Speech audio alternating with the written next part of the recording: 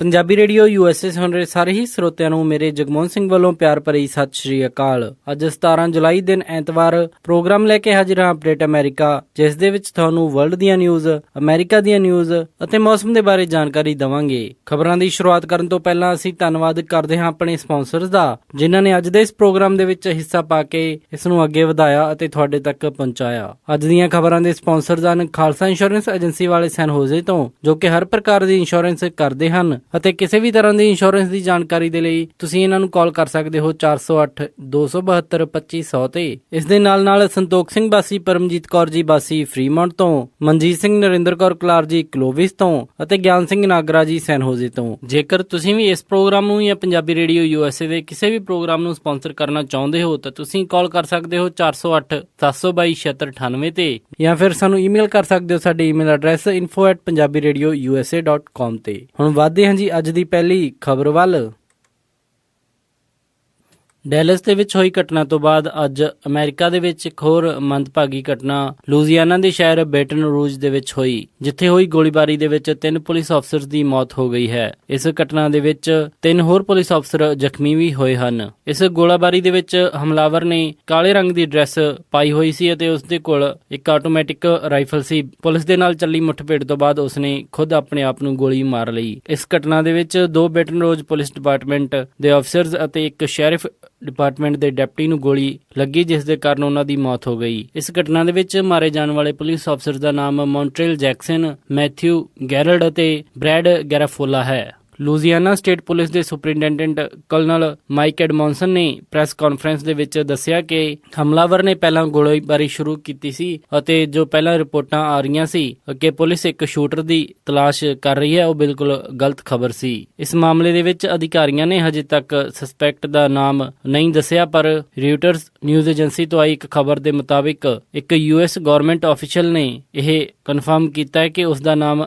Gavin ਲੌਂਗ ਹੈ ਅਤੇ ਉਹ ਕੈਂਸਸ ਸਿਟੀ ਦਾ ਰਹਿਣ ਵਾਲਾ ਸੀ। ਉਸ ਦੀ ਪਛਾਣ ਮੀਡੀਆ ਵੱਲੋਂ 29 ਸਾਲਾਂ ਦੇ ਇੱਕ ਐਫਰੋ ਅਮਰੀਕਨ ਦੇ ਵਜੋਂ ਕੀਤੀ ਗਈ ਹੈ। ਇਹ ਮੈਰੀਨ ਕਾਰਪਸ ਦਾ ਵੈਟਰਨ ਹੈ ਅਤੇ ਇਸਨੇ ਇਰਾਕ ਦੇ ਵਿੱਚ ਵੀ ਸਰਵਿਸ ਕੀਤੀ ਸੀ। ਰਾਸ਼ਟਰਪਤੀ ਬਰਾਕ ਓਬਾਮਾ ਨੇ ਇਸ ਹਮਲੇ ਦੀ ਸਖਤ ਨਿੰਦਾ ਕਰਦੇ ਹੋਏ ਦੇਸ਼ ਨੂੰ ਇਕਜੁੱਟ ਹੋਣ ਦਾ ਸੁਨੇਹਾ ਭੇਜਿਆ।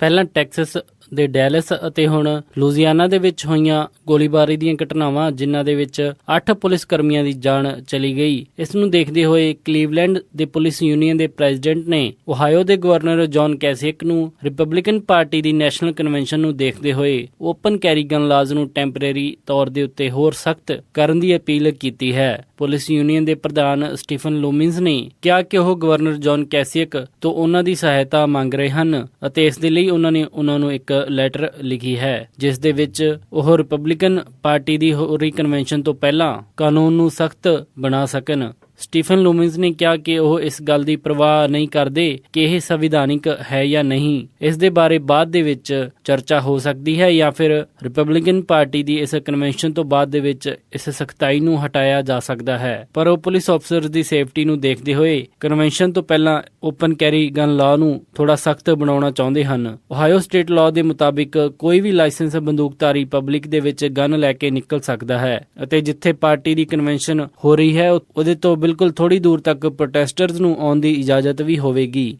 ਜੌਨ ਕੈਸਿਕ ਨੇ ਇਸ ਦੇ ਉੱਤੇ ਰਿਪਲਾਈ ਕਰਦੇ ਹੋਏ ਦੱਸਿਆ ਕਿ ਓਹਾਇਓ ਦੇ ਗਵਰਨਰਸ ਦੇ ਕੋਲ ਇਹ ਪਾਵਰ ਨਹੀਂ ਕਿ ਉਹ ਕਿਸੇ ਵੀ ਫੈਡਰਲ ਜਾਂ ਸੰਵਿਧਾਨਿਕ ਹੱਕ ਨੂੰ ਕਿਸੇ ਤਰ੍ਹਾਂ ਬਦਲ ਸਕੇ। ਉਹਨਾਂ ਨੇ ਕਿਹਾ ਕਿ ਉਹਨਾਂ ਨੂੰ ਭਰੋਸਾ ਹੈ ਕਿ ਸਾਰੀਆਂ ਕਮਿਊਨਿਟੀਜ਼ ਦੇ ਵਿੱਚ ਏਕਤਾ ਹੈ ਅਤੇ ਉਹ ਉਮੀਦ ਰੱਖਦੇ ਹਨ ਕਿ ਕਨਵੈਨਸ਼ਨ ਦੇ ਵਿੱਚ ਕੁਝ ਅਜਿਹਾ ਨਹੀਂ ਹੋਵੇਗਾ। ਪਰ ਪੁਲਿਸ ਅੰਦਾਜ਼ਾ ਲਗਾ ਰਹੀ ਹੈ ਕਿ ਇਸ ਕਨਵੈਨਸ਼ਨ ਦੇ ਵਿੱਚ ਡੋਨਲਡ ਟਰੰਪ ਦੇ ਆਉਣ ਦੇ ਨਾਲ ਉਸ ਦਾ ਵਿਰੋਧ ਕਰਨ ਵਾਲੇ ਐਫਰੋ ਅਮਰੀਕਨ ਦੀ ਕਈ ਯੂਨੀਅਨਸ ਆਉਣਗੀਆਂ ਅਤੇ ਉਸ ਜਗ੍ਹਾ ਦੇ ਉੱਤੇ ਜੇ ਲੋਕਾਂ ਦੇ ਕੋਲ ਹਥਿਆਰ ਹੋਵੇਗਾ ਤਾਂ ਕੋਈ ਵੀ ਘਟਨਾ ਘਟ ਸਕਦੀ ਹੈ ਜਿਸ ਦੇ ਵਿੱਚ ਲੋਕਾਂ ਦੀਆਂ ਜਾਨਾਂ ਨੂੰ ਖਤਰਾ ਹੋਵੇ।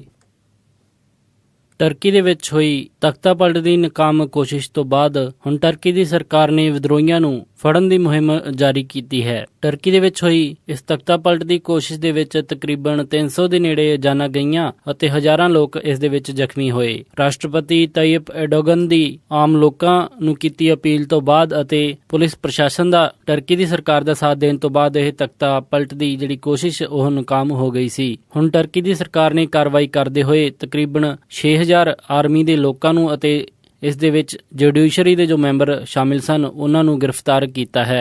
ਰਾਸ਼ਟਰਪਤੀ ਐਰਡੋਗਨ ਦਾ ਕਹਿਣਾ ਹੈ ਕਿ US ਦੇ ਵਿੱਚ ਰਹਿ ਰਹੇ ਇੱਕ ਮੁਸਲਿਮ ਕਲਰਕ ਫੈਟਉਲਾ ਗੁਲਨ ਇਸ ਤਖਤਾ ਪਲਟ ਦੀ ਨਾਕਾਮ ਕੋਸ਼ਿਸ਼ ਦੇ ਪਿੱਛੇ ਉਸ ਦਾ ਹੱਥ ਹੈ। ਇਸ ਮਾਮਲੇ ਦੇ ਵਿੱਚ ਆਰਮੀ ਦੇ ਕਈ ਸੀਨੀਅਰ ਅਫਸਰਜ਼ ਅਤੇ ਅਦਾਲਤ ਦੇ ਕਈ ਜੱਜਸ ਦੀ ਗ੍ਰਿਫਤਾਰੀ ਕੀਤੀ ਗਈ ਹੈ। 에ਅਰਫੋਰਸ ਦੇ ਵੀ 1-2 ਅਫਸਰਜ਼ ਨੂੰ ਗ੍ਰਿਫਤਾਰ ਕੀਤਾ ਗਿਆ ਹੈ। ਜਨਰਲ ਬੈਕੀਰ ਐਰਕਨ ਵੈਨ ਜੋ ਕਿ ਇੱਕ 에ਅਰਬੇਸ ਦੇ ਕਮਾਂਡਰ ਸਨ ਉਹਨਾਂ ਨੂੰ ਵੀ ਗ੍ਰਿਫਤਾਰ ਕਰ ਲਿਆ ਗਿਆ। ਇਸੇ 에ਅਰਬੇਸ ਤੇ US ਆਈਸਿਸ ਦੇ ਖਿਲਾਫ ਆਪਣੇ ਆਪਰੇਸ਼ਨ ਚਲਾਉਂਦਾ ਹੈ। ਪੈਂਟਾਗਨ ਤੋਂ ਆਈਆਂ ਖਬਰਾਂ ਦੇ ਮੁਤਾਬਿਕ ਟਰਕੀ ਦੇ ਵਿੱਚ 에ਅਰ ਸਪੇਸ ਦੁਬਾਰਾ ਖੁੱਲਣ ਤੋਂ ਬਾਅਦ US ਨੇ ਆਪਣੇ ਸਾਰੇ ਆਪਰੇਸ਼ਨ ਦੁਬਾਰਾ ਸ਼ੁਰੂ ਕਰ ਦਿੱਤੇ ਹਨ। ਹਾਲਾਂਕਿ ਟਰਕੀ ਦੀ ਸਰਕਾਰ ਵੱਲੋਂ ਇਸ 에ਅਰਬੇਸ ਦੀ ਪਾਵਰ ਸਪਲਾਈ ਕੱਟ ਦਿੱਤੀ ਗਈ ਸੀ, ਪਰ ਪੈਂਟਾਗਨ ਨੇ ਦੱਸਿਆ ਕਿ ਅੰਦਰੂਨੀ ਪਾਵਰ ਸੋਰਸਸ ਦੇ ਉੱਤੇ 에ਅਰਬੇਸ ਆਪਣਾ ਪੂਰਾ ਕੰਮ ਕਰ ਰਿਹਾ ਹੈ ਅਤੇ ਅਮਰੀਕਾ ਦੀ ਸਰਕਾਰ ਨੇ ਟਰਕੀ ਦੇ ਵਿੱਚ ਲੋਕਤੰਤਰ ਦੀ ਬਹਾਲੀ ਦੇ ਲਈ ਆਪਣੀ ਪੂਰੀ ਮਦਦ ਦੀ ਪੇਸ਼ਕਸ਼ ਕੀਤੀ ਹੈ। ਅਮਰੀਕਨ ਫੈਡਰਲ ਐਵੀਏਸ਼ਨ ਐਡਮਿਨਿਸਟ੍ਰੇਸ਼ਨ ਨੇ ਅਮਰੀਕਾ ਤੋਂ ਟਰਕੀ ਜਾਣ ਵਾਲੀਆਂ ਸਾਰੀਆਂ ਫਲਾਈਟਸ ਦੇ ਉੱਤੇ ਰੋਕ ਲਾ ਦਿੱਤੀ ਹੈ। ਇਸ ਤੋਂ ਇਲਾਵਾ ਫੈਡਰਲ ਐਵੀਏਸ਼ਨ ਐਡਮਿਨਿਸਟ੍ਰੇਸ਼ਨ ਨੇ ਟਰਕੀ ਦੇ ਲਈ ਰਵਾਨਾ ਹੋਣ ਵਾਲੇ ਅਮਰੀਕਾ ਦੇ ਸਾਰੇ ਵਪਾਰਕ ਅਤੇ ਨਿੱਜੀ ਜਹਾਜ਼ਾਂ ਦੇ ਉੱਤੇ ਵੀ ਰੋਕ ਲਾਉਣ ਦੇ ਨਿਰਦੇਸ਼ ਜਾਰੀ ਕੀਤੇ ਹਨ। ਤੁਰਕੀ ਵਿੱਚ ਤਖਤਾ ਪਲਟ ਦੀ ਅਸਫਲ ਕੋਸ਼ਿਸ਼ ਦੇ ਦੌਰਾਨ ਹੋਏ ਵਿਦਰੋਹ ਅਤੇ ਹਿੰਸਾ ਨੂੰ ਦੇਖਦੇ ਹੋਏ FAA ਨੇ ਇਹ ਕਦਮ ਚੁੱਕੇ ਹਨ। ਫੈਡਰਲ ਐਵੀਏਸ਼ਨ ਐਡਮਿਨਿਸਟ੍ਰੇਸ਼ਨ ਨੇ ਇੱਕ ਬਿਆਨ ਜਾਰੀ ਕਰਕੇ ਕਿਹਾ ਕਿ ਟਰਕੀ ਦੇ ਵਿੱਚ ਹਾਲਾਤਾਂ ਦੇ ਉੱਤੇ ਨਿਗਰਾਨੀ ਰੱਖੀ ਜਾ ਰਹੀ ਹੈ ਤੇ ਉਹ ਹੋਮਲੈਂਡ ਸਿਕਿਉਰਿਟੀ ਦੇ ਨਾਲ ਲਗਾਤਾਰ ਸੰਪਰਕ ਦੇ ਵਿੱਚ ਹਨ।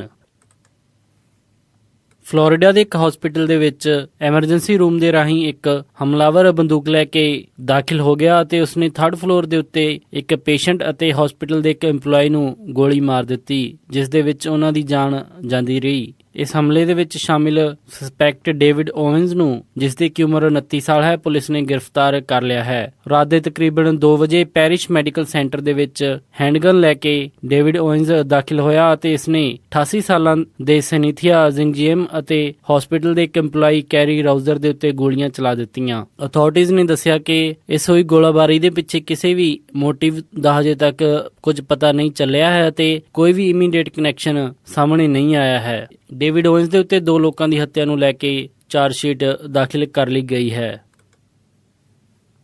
ਬਾਲਟਿਮੋਰ ਦੇ ਵਿੱਚ ਇੱਕ ਰੇਪ ਸਸਪੈਕਟ ਨੇ 버ਗਰ ਕਿੰਗ ਰੈਸਟੋਰੈਂਟ ਦੇ ਵਿੱਚ ਗਨ ਪੁਆਇੰਟ ਦੇ ਸਿਰ ਤੇ 4 ਲੋਕਾਂ ਨੂੰ ਬੰਦੀ ਬਣਾ ਲਿਆ ਸੀ। ਪੁਲਿਸ ਦੇ ਨਾਲ ਚੱਲੀ 5 ਘੰਟੇ ਨੈਗੋਸ਼ੀਏਸ਼ਨ ਤੋਂ ਬਾਅਦ ਉਸਨੇ ਹੁਣ ਸਰੈਂਡਰ ਕਰ ਦਿੱਤਾ। ਇਹਨਾਂ ਬੰਦੀਆਂ ਦੇ ਵਿੱਚ ਇੱਕ 7 ਸਾਲ ਦੀ ਬੱਚੀ ਸ਼ਾਮਿਲ ਸੀ ਅਤੇ ਉਸਦੀ ਆਂਟੀ ਨੇ ਦੱਸਿਆ ਕਿ ਪੁਲਿਸ ਦੀ ਰਿਕੁਐਸਟ ਤੇ ਉਸਨੇ ਉਸ ਸਸਪੈਕਟ ਦੇ ਨਾਲ ਗੱਲਬਾਤ ਕੀਤੀ ਅਤੇ ਉਸਨੂੰ ਆਪਣੀ ਗਨ ਸਿੱਟਣ ਦੇ ਲਈ ਮਨਾ ਲਿਆ। ਬਾਲਟਿਮੋਰ ਪੁਲਿਸ ਨੇ ਦੱਸਿਆ ਕਿ ਉਸਦੇ ਕਈ ਰਿਸ਼ਤੇਦਾਰ ਅਤੇ ਦੋਸਤਾਂ ਨੇ ਇਸ ਨੈਗੋਸ਼ੀਏਸ਼ਨ ਦੇ ਵਿੱਚ ਕਾਫੀ ਹੈਲਪ ਕੀਤੀ। ਇਹ ਘਟਨਾ ਸਵੇਰੇ 11 ਵਜੇ ਵਾਪਰੀ ਜਦੋਂ ਇੱਕ ਪੁਲਿਸ ਅਫਸਰ ਨੇ ਉਸ ਵਿਅਕਤੀ ਨੂੰ ਪਛਾਣ ਲਿਆ ਜਿਸ ਦੀ ਤਲਾਸ਼ ਪੁਲਿਸ ਕਰ ਰਹੀ ਸੀ। ਪੁਲਿਸ ਅਫਸਰ ਨੇ ਉਸ ਦੀ ਵਹੀਕਲ ਨੂੰ ਰੋਕਣ ਦੀ ਕੋਸ਼ਿਸ਼ ਕੀਤੀ ਪਰ ਉਹ ਆਪਣਾ ਵਹੀਕਲ ਉੱਥੋਂ ਭਜਾ ਕੇ ਲੈ ਗਿਆ। ਬਾਅਦ ਦੇ ਵਿੱਚ ਜਦੋਂ ਪੁਲਿਸ ਅਫਸਰ ਨੇ ਉਸ ਦਾ ਪਿੱਛਾ ਕੀਤਾ ਤਾਂ ਉਸ ਵਿਅਕਤੀ ਦੀ ਕਾਰ ਇੱਕ ਹੋਰ ਵਹੀਕਲ ਦੇ ਵਿੱਚ ਕ੍ਰੈਸ਼ ਕਰ ਗਈ। ਬਾਅਦ ਦੇ ਵਿੱਚ ਉਹ ਕਾਰ ਤੋਂ ਨਿਕਲ ਕੇ 버ਗਰ ਕਿੰਗ ਰੈਸਟੋਰੈਂਟ ਦੇ ਵਿੱਚ ਜਾਂਦਾ ਰਿਹਾ, ਜਿੱਥੇ ਉਸਨੇ ਬੰਦੂਕ ਦੇ ਦਮ ਦੇ ਉੱਤੇ 4 ਲੋਕਾਂ ਨੂੰ ਬੰਦੀ ਬਣਾ ਲਿਆ।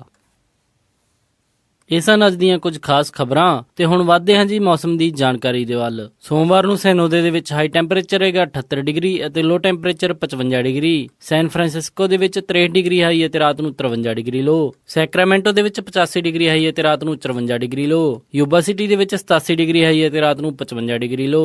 ਸਟਾਕਟਨ ਦੇ ਵਿੱਚ 84 ਡਿਗਰੀ ਹਾਈ ਅਤੇ ਰਾਤ ਨੂੰ 55 ਡਿਗਰੀ ਲੋ। ਟ੍ਰੇਸੀ ਦੇ ਵਿੱਚ 82 ਡਿਗਰੀ ਹਾਈ ਅਤੇ ਰਾਤ ਨੂੰ 57 ਡਿਗਰੀ ਲੋ। ਮੋਡੈਸਟੋ ਦੇ ਵਿੱਚ 86 ਡਿਗਰੀ ਹਾਈ ਅਤੇ ਰਾਤ ਨੂੰ 56 ਡਿਗਰੀ ਲੋ।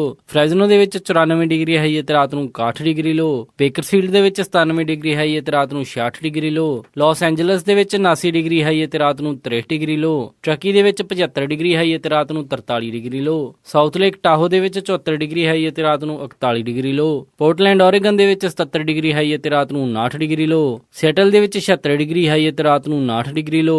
ਫਲੈਗਸਟੈਫ ਐਰੀਜ਼ੋਨਾ ਦੇ ਵਿੱਚ 78 ਡਿਗਰੀ ਹਾਈ ਹੈ ਤੇ ਰਾਤ ਨੂੰ 51 ਡਿਗਰੀ ਲੋ। ਸਾਲਟ ਲੇਕ ਸਿਟੀ ਯੂਟਾ ਦੇ ਵਿੱਚ 97 ਡਿਗਰੀ ਹਾਈ ਹੈ ਤੇ ਰਾਤ ਨੂੰ 71 ਡਿਗਰੀ ਲੋ। ਸ਼ਿਕਾਗੋ ਦੇ ਵਿੱਚ 85 ਡਿਗਰੀ ਹਾਈ ਹੈ ਤੇ ਰਾਤ ਨੂੰ 71 ਡਿਗਰੀ ਲੋ। ਨਿਊਯਾਰਕ ਦੇ ਵਿੱਚ 96 ਡਿਗਰੀ ਹਾਈ ਹੈ ਤੇ ਰਾਤ ਨੂੰ 74 ਡਿਗਰੀ ਲੋ।